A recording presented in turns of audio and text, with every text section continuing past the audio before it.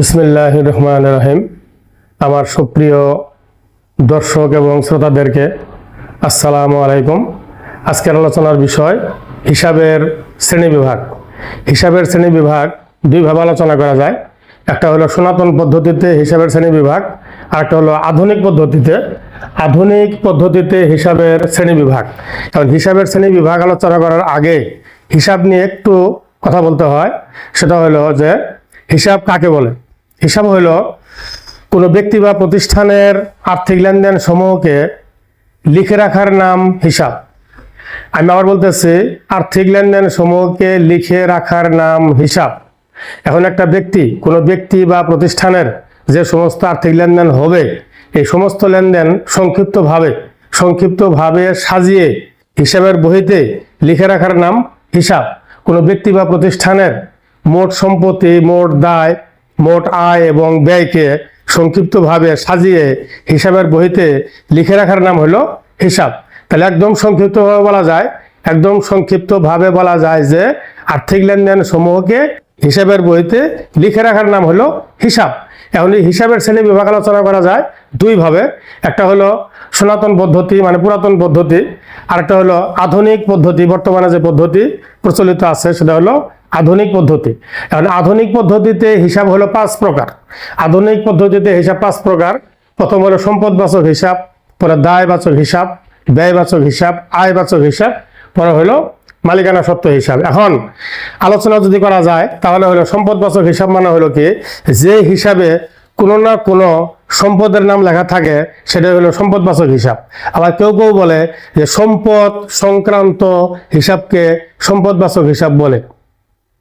তাহলে এভাবে বলা যায় যে যে হিসাবে কোনো সম্পদের নাম লেখা থাকবে, অর্থাৎ সম্পদের নামে কোনো ব্যক্তি বা প্রতিষ্ঠানের যে সম্পদগুলা থাকে সেই সম্পদ নিয়ে, অর্থাৎ সম্পদের নামে যে হিসাব লেখা হবে সেটা সম্পদবাচক হিসাব।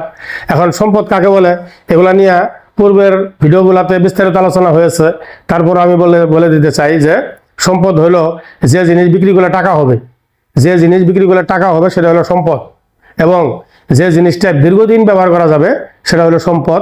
আর এই সম্পদগুলোর নামে যে হিসাব লেখা হবে সেটা হলো সম্পদবাচক হিসাব। এরপর হলো দায়বাচক হিসাব, অর্থাৎ যে হিসাবে কোনো না কোনো দায়ের নাম লেখা থাকে, অথবা বলা যায় যে দায়ের নামে যে হিসাব লেখা হয়, কোনো ব্যক্তি বা প্রতিষ্ঠানের দায় সংক্রান্ত বা দায়ের নামে যে হিসাব লেখা হবে সেটা হলো দায় সংক্রান্ত হিসাব বা দায়বাচক হিসাব। এখন দায়ের সংজ্ঞাও আমার পূর্বের ভিডিওতে আলোচনা করা আছে। তারপর আমি একটু বলি, দায় হলো যে টাকা ভবিষ্যতে পরিশোধ করতে হবে সেটা হলো দায়। এখন এই দায় সংক্রান্ত যে হিসাবটা সেটাই হলো দায়বাচক হিসাব। এরপর আছে ব্যয়বাচক হিসাব, ব্যয়,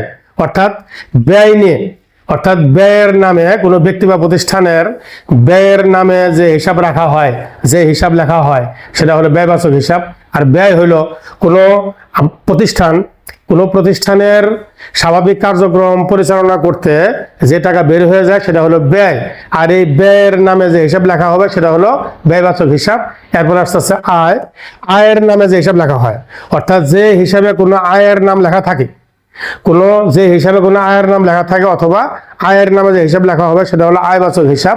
আর আয় হলো কোনো প্রতিষ্ঠানের স্বাভাবিক কার্যক্রম পরিচালনা করার পরে যে টাকাটা আসে সেটা হলো আয়। আর এই আয়ের নামে যে হিসাবটা লেখা হবে সেটা হলো আয়বাচক হিসাব। এরপর আসতে আছে মালিকানা সত্ত্ব হলো মালিকের ব্যক্তিগত হিসাব যেখানে লেখা হয়, যেখানে লেখা হবে সেটা হলো মালিকানা সত্ত্ব। আমি আরো একটু ক্লিয়ার করি, সেটা হলো কি, মালিক মূলধন দেয়, পরে ব্যবসা শুরু হয়। এখন মালিক মূলধন দিয়েছে, ব্যবসা শুরু হয়েছে, এরপরে যদি লাভ হয় তাই মূলধনের সাথে যোগ হবে, মূলধন বাড়বে। আর যদি ব্যবসায় কোনো না কারণে লস হয়, হয়ে যায় তাহলে মূলধন কমে যাবে, তখন বিয়োগ হবে। আর যদি মালিক কিছু টাকা উঠায় নিয়ে যায় ব্যবসা থেকে, সেটাও মূলধন থেকে বিয়োগ হয়ে মূলধন কমে যাবে। যদি মালিক ব্যবসা থেকে টাকা নিয়ে ব্যক্তিগত খরচ করে ফেলে, সেটাও তার মূলধন কমে যাবে। এই যে মূলধন বাইরে যাওয়া, মূলধন কমে যাওয়া, এটা যে হিসেবে লেখা হয় সেটা হলো মালিকানা সত্ত্ব। আরো ভাবে বলা যায় যে একটা প্রতিষ্ঠানে মালিকের যে অধিকার সেটাকে বলা হয় সত্ত্বাধিকার। এই যে মালিকানা সত্ত্ব, মালিকানা সত্ত্ব বলতে বোঝায় একটা প্রতিষ্ঠানে মালিকের যে অধিকার আছে সেটাকে বোঝায়। একটা প্রতিষ্ঠানে যা কিছু আছে সবকিছু কিন্তু মালিকের অধিকার না, এখানে অন্য কারোর অধিকারও থাকতে পারে। আমি একটা উদাহরণের মাধ্যমে ক্লিয়ার করি। যদি আমাদের গোডাউনে 1 লক্ষ টাকার মাল থাকে, আমাদের গোডাউনে 1 লক্ষ টাকার মাল আছে, এখানে 20,000 টাকার মাল বাকিতে ক্রয় করা আছে এবং 30,000 টাকা ব্যাংক থেকে লোন নিয়ে এসে মাল ক্রয় করা হয়েছে, তাহলে আমার গোডাউনে মাল হলে 1 লক্ষ টাকার, এখানে 20,000 টাকা আছে বাকিতে, তার মানে 20,000 টাকা অন্য মানুষের অধিকার আছে। 20,000 টাকার মালের মধ্যে তৃতীয় পক্ষের অধিকার আছে। আরো 30,000 টাকা আমি ব্যাংক থেকে লোন নিয়ে আসছি, তাহলে 30,000 টাকার অধিকার আছে ব্যাংকের, তাহলে মালিকের অধিকার আছে 50,000 টাকার মধ্যে। আমি আবার বলতেছি 1 লক্ষ টাকার মাল যদি আমাদের গোডাউনে থাকে, সেখানে যদি সেই মাল কেনার সময় যদি ব্যাংক থেকে লোন নিয়ে আসা থাকে 30,000 এবং 20,000 টাকার মাল যদি বাকিতে ক্রয় করে থাকি, তাহলে বাকিতে মাল ক্রয় করলে হয় পাওনাদার। তাহলে পাওনাদারদের অধিকার হলো 20,000 টাকার মধ্যে, আর ব্যাংকের অধিকার হলো 30,000 টাকার মালের মধ্যে, আর মালিকের অধিকার হলো 50,000 টাকার মালের মধ্যে। অর্থাৎ এই যে মালিকের যে অধিকার, এই একটা প্রতিষ্ঠানের মালিকের যে অধিকার, সেটাকে বলা হয় মালিকানা সত্ত্ব। তাহলে মালিকানা সত্ত্বর মধ্যে কি আসবে? মালিকানা সত্ত্বর মধ্যে আসবে মালিকের ব্যক্তিগত হিসাব, অর্থাৎ মালিক যে মূলধন দিবে, সেই মূলধনের টাকা দিয়ে যা কিছু ক্রয় করা হয়েছে সেগুলোর উপরেই হলো মালিকের অধিকার, এবং সেটাকে বলা হয় মালিকানা সত্ত্ব। আমি আবার বলতেছি, আধুনিক পদ্ধতিতে হিসাবের শ্রেণী বিভাগ হলো 5 প্রকার। আধুনিক পদ্ধতিতে হিসাব 5 প্রকার।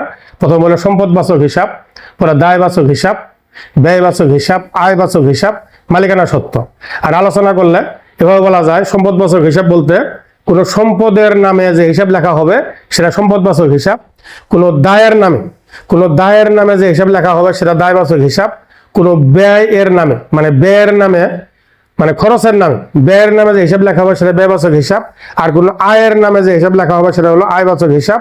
আর মালিকের ব্যক্তিগত হিসাব যেখানে রাখা হয় সেটা হলো মালিকানা সত্ত্ব। অর্থাৎ আরো সহজভাবে বলা যায় যে হিসাবে কোনো সম্পদ লেখা থাকবে, যে হিসাবের মধ্যে কোনো সম্পদের নাম থাকবে সেটা হলো সম্পদবাচক হিসাব। যে হিসাবে কোনো দায়ের নাম লেখা থাকবে সেটা দায়বাচক হিসাব। যে হিসাবে কোনো ব্যয়ের নাম লেখা থাকবে সেটা ব্যয়বাচক হিসাব। যে হিসাবে কোনো আয়ের নাম লেখা থাকবে সেটা আয়বাচক হিসাব। এবং মালিকের যে ব্যক্তিগত অধিকার প্রতিষ্ঠানের মধ্যে, মালিকের যে ব্যক্তিগত হিসাবগুলো যেখানে লেখা হবে সেটা হলো মালিকানা সত্ত্ব বা সত্ত্বাধিকার, মালিকানা সত্ত্ব। ধন্যবাদ।